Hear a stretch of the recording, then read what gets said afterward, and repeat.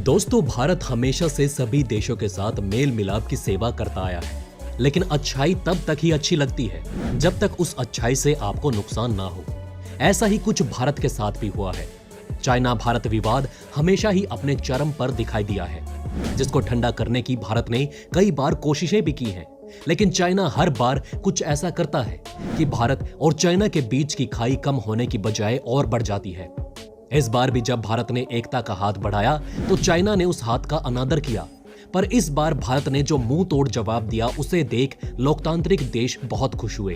तो दूसरी तरफ तानाशाही देश भड़क गए हैं। पर भारत का ये कदम तमाम विकसित देशों में सराहा जा रहा है, खासकर उन देशों में जो पाकिस्तान की चालबाजियों से अच्छी तरह से वाकिफ है।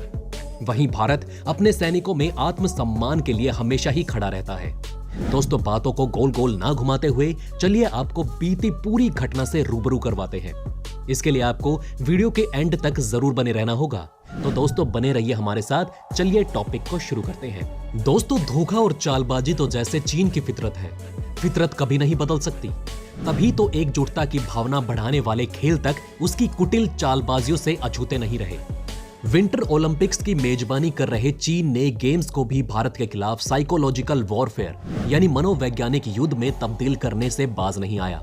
जानकारी के मुताबिक गलवान घाटी में भारतीय सेना और चीनी सेना के बीच झड़प में शामिल एक चीनी कमांडर को ओलंपिक में टॉर्च बियरर बनाया जाना है। टॉर्च बियरर यानी मशाल जलाकर हाथ में लेकर दिखाने वाला। भारत का मानना है कि ऐसा करना खेलों को राजनीतिक रंग देने की कोशिशें हैं, जिसे भारत बढ़ावा नहीं देना चाहता। दरअसल चीनी मीडिया की तरफ से समारोह के उद्घाटन से एक दिन पहले बताया गया कि इस गेम में टॉर्च बियरर गलवान घाटी के घायल पीएलए के रेजिडेंट कमांडर सी फबाओ होंगे। चीन की इस घटिया हरकत का भारत ने मुंह तोड़ जवाब देते हुए विंटर ओलंपिक्स के राजनयिक बहिष्कार का फैसला किया है। पहले ही ज्यादातर देश चीन में मानव अधिकार के घोर उल्लंघन को लेकर विंटर ओलंपिक का राजनयिक बहिष्कार कर रहे हैं। जो देश हिस्सा ले भी रहे हैं उनमें भी ज्यादातर तानाशाही व्यवस्था वाले हैं। चीन के राष्ट्रपति शी जिनपिंग की गिनती दुनिया के शातिर तानाशाहों में होती है। अब विंटर ओलंपिक में ये तानाशाह दुनिया भर के तानाशाहों की चौपाल लगाता दिखेगा। वजह यह भी है कि विंटर ओलंपिक के उद्घाटन समारोह में दुनिया भर के जो 21 राष्ट्र अध्यक्ष हिस्सा लेने जा रहे हैं, उनमें से ज्यादातर अलोकतांत्रिक शासन व्यवस्था वाले हैं। इन 21 में से 12 देशों में या तो तानाशाही वाला शासन व्यवस्था है या फिर मिश्रित व्यवस्था वाला है, जैसे कि पाकिस्तान। दोस्तों, ये हम नहीं, इकोनॉमिस्ट इंटेलिजेंस यूनिट की ताजा डेमोक्रेसी इंडेक्स बता रही है। विंटर ओलंपिक के उद्घाटन समारोह में सिर्फ 8 लोकतांत्रिक देशों के डेलीगेशन हिस्सा ले रहे हैं, जिसमें शामिल है Argentina, Ecuador, Luxembourg, Mongolia, Papua New Guinea, Poland, Serbia और सिंगापुर। शी जिनपिंग दुनिया के सबसे क्रूर तानाशाहों में से एक है। चीन के मानवाधिकारों के हालात किसी से छिपे नहीं हैं। मानवाधिकार समूहों ने चीन के उइगर मुसलमानों और दूसरे अल्पसंख्यकों के खिलाफ अत्याचार के मद्देनजर विंटर ओलंपिक खेलों को नरसंहार खेल करार दिया है। चीन में उइगर मुसलमानों की स्थिति बेहद खराब है।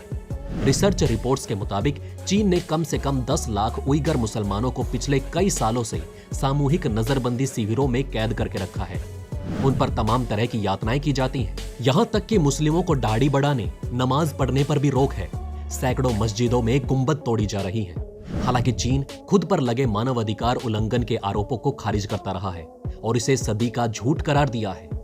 उइगर मुसलमानों पर चीन के अमानवीय जुल्म और मानवाधिकार के उल्लंघन को लेकर अमेरिका, ऑस्ट्रेलिया के साथ दुनिया के तमाम देश विंटर ओलंपिक का बहिष्कार कर रहे हैं।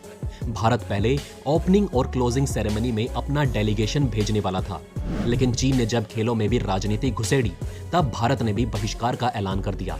गलवान की झड़प में जख्मी हुए पीएलए के रेजिमेंट कमांडर की फाबुओ ने टॉर्च रिले में चीनी एथलीट वांग मैन से विंटर ओलंपिक की मशाल ली। पहली नजर में यह सामान्य लग सकता है, सरहद की निगाहबानी करने वाले एक सैनिक का सम्मान लग सकता है, लेकिन जिस चीन ने गलवान में मारे गए अपने सैनिकों की सही संख्या तक कबूल नहीं की, वो जख्मी सैनिक का सम्मान क्या करेगा? उसका ये कदम भी भारत के खिलाफ प्रोपेगेंडा और साइकोलॉजिकल वॉरफेयर की कड़ी का हिस्सा था। इसके खिलाफ भारत ने तीखी प्रतिक्रिया दी और विंटर ओलंपिक के ओपनिंग और क्लोजिंग सेरेमनी में हिस्सा नहीं लेने का ऐलान किया। इतना ही नहीं, दूरदर्शन पर विंटर ओलंपिक्स के उद्घाटन और समापन समारोह का प्रसारण भी नहीं होगा। भारत का ये कदम ऐसे समय में आया जब 2 महीने पहले उसने भारत, रूस और चीन त्रिस्तरीय ढांचे के तहत विदेश मंत्रियों की बैठक में विंटर ओलंपिक की चीन द्वारा मेजबानी का समर्थन किया था। विंटर ओलंपिक में हिस्सा ले रहे भारत का 6 सदस्य दल हालांकि बाकी देशों के खिलाड़ियों के साथ उद्घाटन समारोह का हिस्सा होगा। जम्मू कश्मीर के स्की खिलाड़ी आरिफ खान भारत के एकमात्र खिलाड़ी हैं जिन्होंने बीजिंग विंटर ओलंपिक खेलों के लिए क्वालिफाई किया है, जिसमें अमेरिका और यूरोपीय यूनियन के साथ 91 देशों के 2,871 खिलाड़ी 109 कॉम्पिटिशन्स में हिस्सा लेंगे। भारत के खिलाफ मनोवैज्ञानिक युद्ध में लगे चीन के लिए प्रोपेगेंडा बहुत बड़ा हथियार है। वो शुरू से ही भारत के खिलाफ मनोवैज्ञानिक युद्ध लड़ता रहा है, लेकिन गलवान घाटी की झड़प के बाद उसका ये अभियान काफी तेज हो चुका है। चीन सुनजू के धोखे वाली फिलॉसफी पर आगे बढ़ता रहा है, जिसे चीन इतिहास का सबसे कुटिल सैन्य रणनीतिकार माना जाता है। ईसा से भी 500 साल पहले पैदा हुए सुनजू ने कहा था कि जब हमला करने की शक्ति हो तब हमें ऐसा दिखाना चाहिए कि हमारे पास ये क्षमता है ही नहीं। जब हम अपनी फोर्स का इस्तेमाल कर रहे हों तो ये लगना चाहिए कि वो तो आलसी या बेकार है। जब हम नजदीक में हो तो दुश्मन को ये यकीन होना चाहिए कि हम उनसे बहुत दूर हैं। जब हम दूर हों तो हमें दुश्मन में ये यकीन भरना चाहिए कि हम बहुत नजदीक हैं। जून 2020 में पूर्वी लद्दाख सेक्टर की गलवानी घाटी में भारत और चीन के सैनिकों के बीच खूनी झड़प हुई थी। उस झड़प में भारत के 20 सैनिक शहीद हो गए थे, जबकि चीन के 40 से ज्यादा सैनिक मारे गए थे। जख्मी सैनिक को विंटर ओलंपिक के मशाल थमा सम्मान का दिखावा करने वाला चीन ने अपने सैनिकों की मौत की असली गिनती भी दुनिया से छिपाई। उसने काफी बाद में कबूल किया कि उसके 5 सैनिक मारे गए थे। हालांकि समय समय पर उसके झूठ की पोल खुलती रही है। अभी कुछ दिन पहले ही एक ऑस्ट्रेलियाई न्यूज़पेपर ने खुलासा किया कि गलवान की झड़प में चीन के कम से कम 38 सैनिक तेज बहती नदी की धारा में डूब गए थे। ऑस्ट्रेलियाई खबर की रिपोर्ट में दावा किया गया कि चीन को 2020 में गलवान घाटी में हुई हिंसक झड़प में बहुत बड़ा नुकसान हुआ था। एक और रिपोर्ट ने खुलासा किया कि घाटी में गलवान नदी को पार करते समय कई चीनी सैनिक पानी में बह गए थे और डूबकर मर गए थे।